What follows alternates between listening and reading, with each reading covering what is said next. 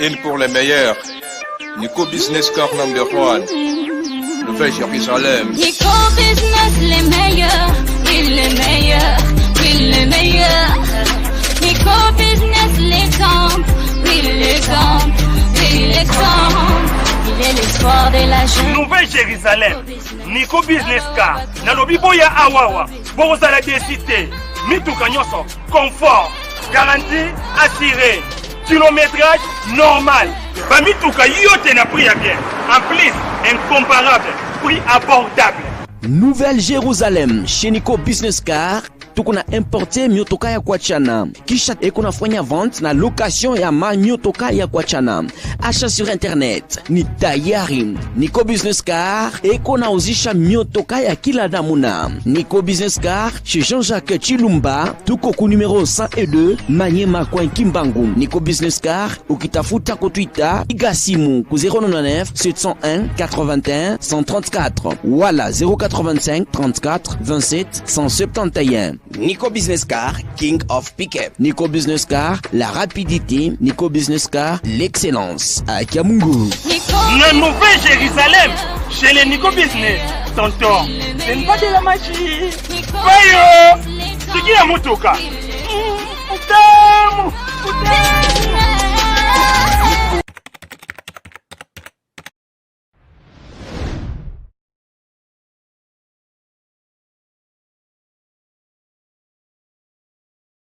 Girl, what's your name, what's your number?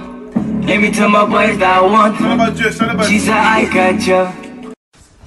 Tindika TV, everybody subscribe to their YouTube page. Worldwide, Africa, America, Sweden, London, Paris, France. Everybody go and subscribe to their page. You know who it is, it's your boy Shine Stone. Let me tell my boys that I want her. Girl, what's your name, what's your number? Let me tell my boys that I want her. She's an eye catcher. Let me tell my boys that. Voilà, chers fidèles internautes, quand on est là, on va d'abord, on va partout aux Libakou, ya Rolanda Christina, Rajab, Nakati, Tindika, on est là, l'actualité, tout ça, Awana, Bandekonabiso, Bane Congo, Vivara, Nakati, Kinshasa, tout ça, Bango, par rapport à la marche, Nabango, Organisaki, Balobi, Baboy, Likambo, Pont. Pont au Sangsa Brazzaville, na Kinshasa, Balobi, Téléméli, on va contre. Ce que tu as dit, on va pour Nani, Baboy. Baboy pour la nini baboy pont ya Kinshasa Brazzaville ba téléméli en pourquoi Toyo comme on monde va répondre na mon la bango mo pour la nini. Bonjour papa. Bonjour maman. Bonne santé d'abord. Oui hein ndeka omona. Santé za bien té parce que ba osala makambo biso to sepela na moto to za bien ndé. Maram nini bazo sala liso. Baza na posa ba imposer biso eloko oyo et vous ala bien té non pas car pour na Congo central même bien té pour na Congo na biso mobile. Kotonge la biso pont rail Kinshasa Brazzaville. En fait, non, ma petite histoire, il y a battu habité. Le Cambo, il y a pont Kinshasa Brazzaville et bandi les lotés. Et ça date de plus de 50 ans. Mobutu a frenango, il y a un moment tonga pont maréchal. Pont maréchal, on a un pont rail. Alors, rail, on a fallu longa mata dit qu'il y a des petits mois de banana. Ceux qui batongi pont en eau profonde, il y a banana. Et que l'on a biloko na banana, et il y a un matadi sous train. Kinshasa. Intégration régionale au Bambolinga, ezalakini parce que boya ngota mais intégration régionale et sengaka côté kabiloko. Biso to na biloko na biso to kokina on a Brazza. Tu vois non, Brazza va biloko ko c'est biso to somba, bon pe ba somba. Et ko za te biso kaka to kendaka to sombaka. To yaka na on awa. Et ko bomela biso C20 R20 mo eza R20 lelo et ko bomela biso au chef frère o eza office ya général Afred et ko bomela biso OCC et que vous mettez biso na ofida DGDA. Tu vois là nous ce que bon. Nous sommes en plutôt monité. To boy intégration régionale te meto lingina avant to optong ça pas wana. Port ya au profond da Mwanda et to port prendre au fond ya ngo pesa 2000 emplois. On a 2000 emplois directs sans compter les emplois indirects. Ça va papa, au lobby projet à Kotonga pont et banda kala. Poni kala la nyonso bo téléméli en bo marché té ata na président o auti ko bima Joseph Kabila bo tikale ko marché té tant ka fatia yé pon pe ko mikala mingi té ba tonga d'ici 2020 ba tonga ngo ndesko bo téléméli en kala la nyonso za ke propose parce que ba président nyonso ba boya ki ba frena ki on ba boya ki on fatis ko andimi financement ya base ya nini ya bad apesa bango lokola 35%.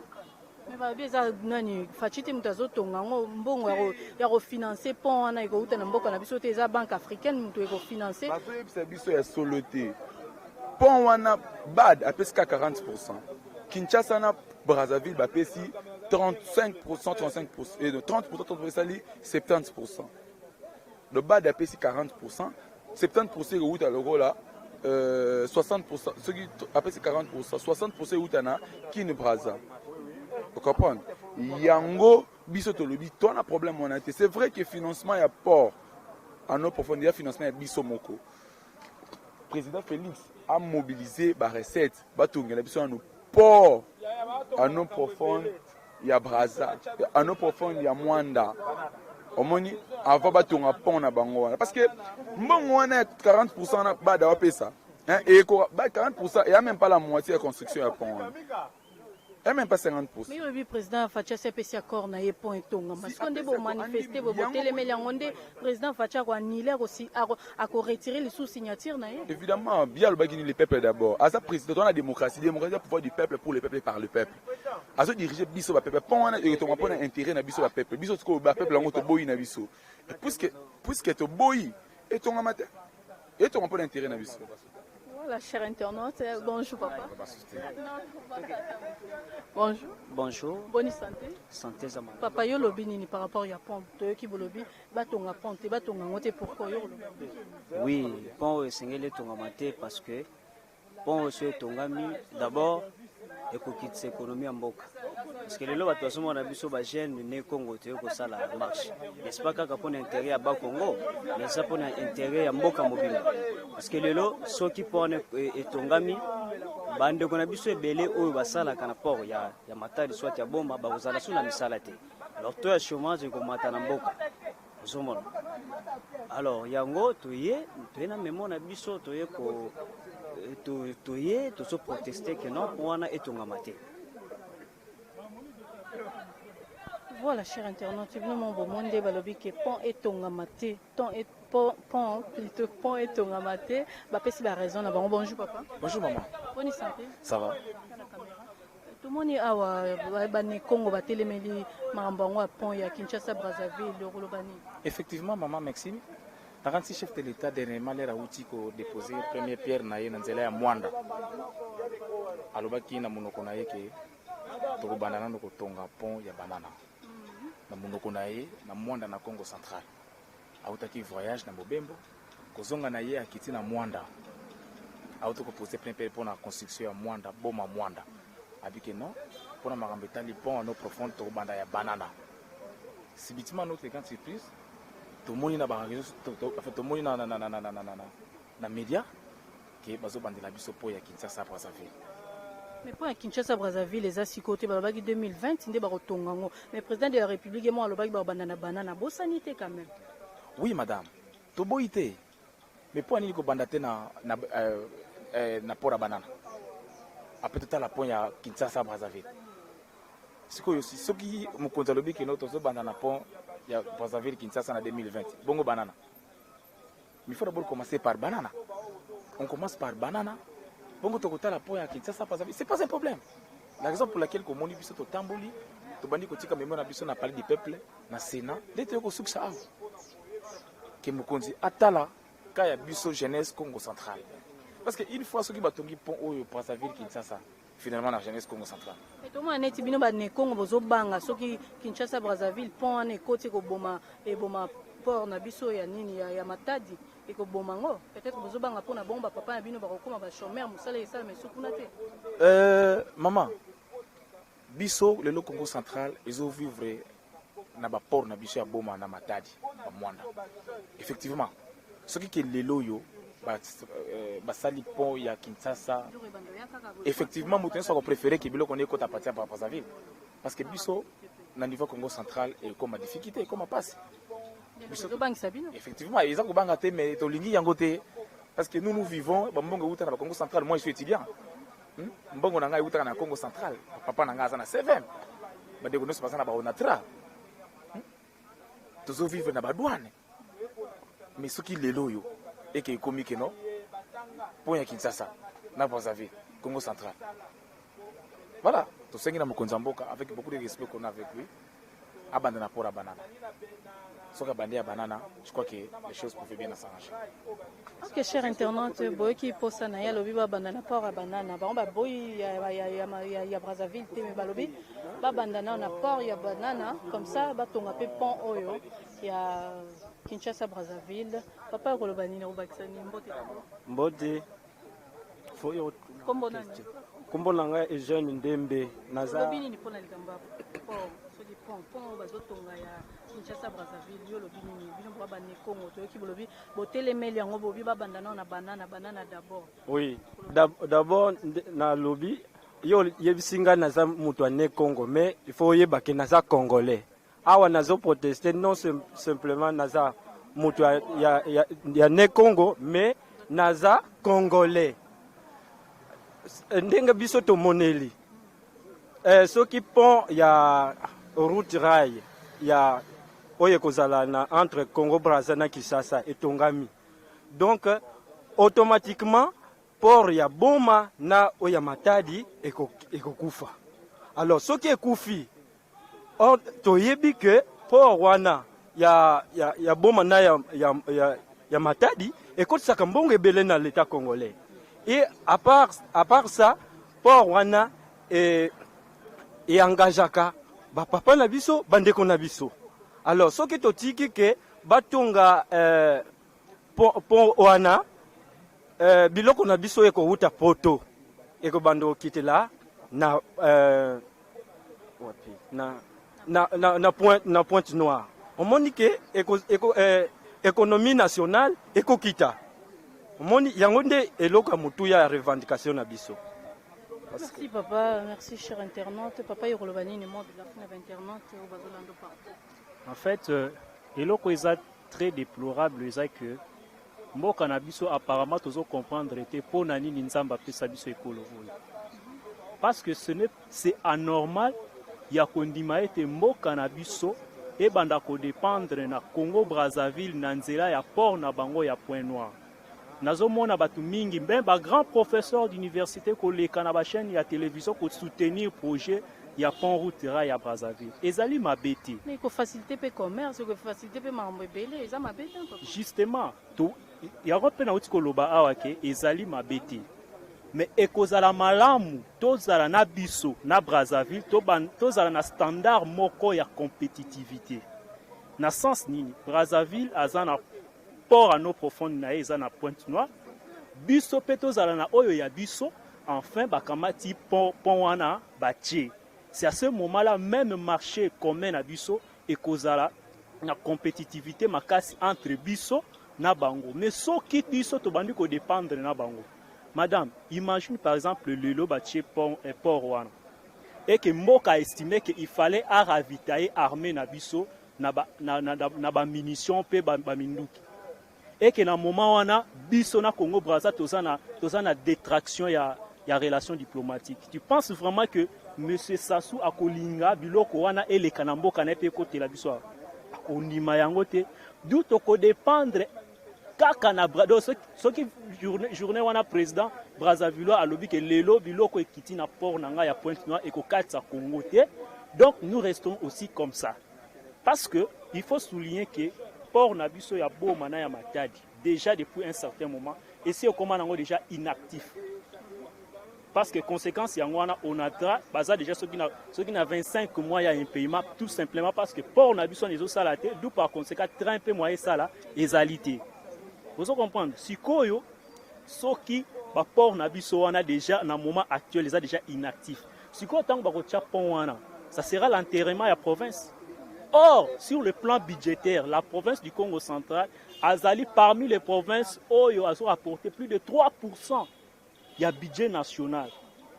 Donc ce n'est pas seulement que le Congo central est asphyxié, mais aussi la nation tout entière. Parce que 3% où le gouvernement central a zali na Congo central et que 3% et que zali 1% ou soit 0,5% et qui va perdre. N'est-ce pas bisogno sur Congolais? Mais biso étant ba jeune étudiant, ba jeune oyo bazana souci à komona mboka na biso ndenge moko mokonza mboka zali koloba ete le peuple d'abord il faudrait réellement le peuple d'abord en ezala slogan mais ezala une réalité à travers ma œuvre parce que le port en eau profonde va apporter des milliers et des milliers d'emplois. Rien qu'avec le port de Boma et de Matadi, madame, je vous dis, au un jeune moroboui, azan informel, mais du fait qu'il y a ça la COP na ina baport wana au côté pe nanda koni okanisi ke aza ce qui chef ya cabinet ministre moroboui. Mais azan na informel tout simplement parce que ba COP na wana sala kawana au côté nanda kunaye au moni pe na makambo bien. Par rapport à mutu ala mukakatongo, voilà. Justement, depuis matata tikela biso aboma COP wana ke no ba mituka il y a plus de 10 ans et kota su Kinshasa. Le lobo mana matadi et s'est retrouvé pratiquement à 90% il y a ba chômeur. Bien qu'au départ bazalaki, mais bazalaki au moins en informel. Bazalaki au travailler en informel mais bazo gagner peu moins li pana ba mais na minute so baza bango tout par terre. Donc d'où par conséquent na ko souhaiter bandeko bazo landa biso. Bon comprendre que mboka na biso non seulement le Congo central, mais aussi le pays tout entier, ils en ont danger mounene. Il y a un sunga chef de l'État. To sunga ye liboso ya mitu minene o ya bolimbisanga ya bondoki ya bolore. O ya telemi na sima ya bad pona ko pousser monsieur Adeshina. O ya zali président ya bad pona ko activer projet wana. Donc tozo bis bandeko bazolanda biso baya ko rejoindre Jules Vert. To telemi la monsieur Adesina.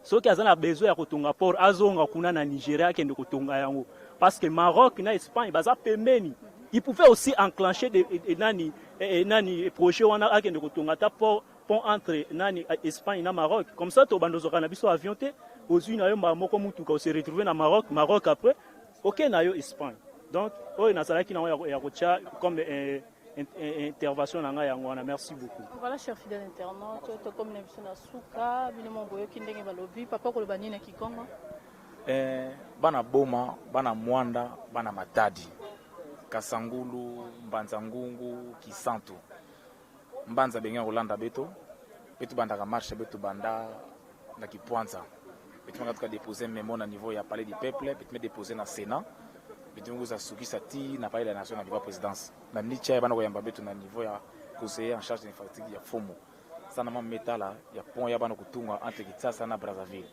bina ndaka mbote Fomo bwala antu baka play ya meuza déposer première pierre na nzela ya Mwanda antu baki no betkena ko banda na pont ya banana betkena banda na pont ya banana alors beto zola ki pont ya banana yateka tungama emeka tungama nde ya Kinshasa na Brazzaville ela landakana donc bana Congo central banana mayombe na tsela partout place bini somlikeli en tout cas beto sangana na Kitwadi bitsala kisalu beto nunga comme ça Fomo bwala andi wila beto andi kita na swalo nyo sango na tungela beto pont ya banana comme ça mamu nesko na toile merci beaucoup.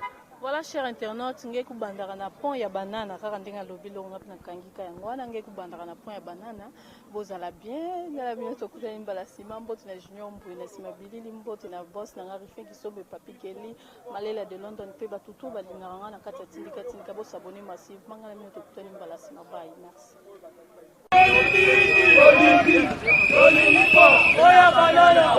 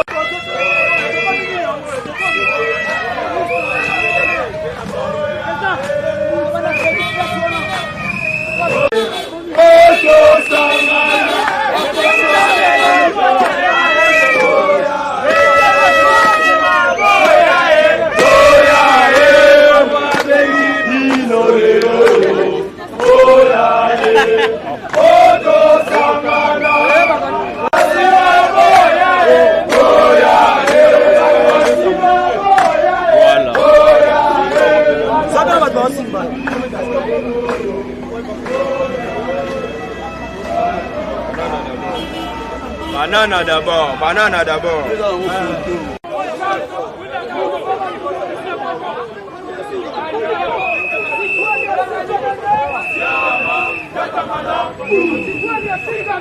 Siama, Siama.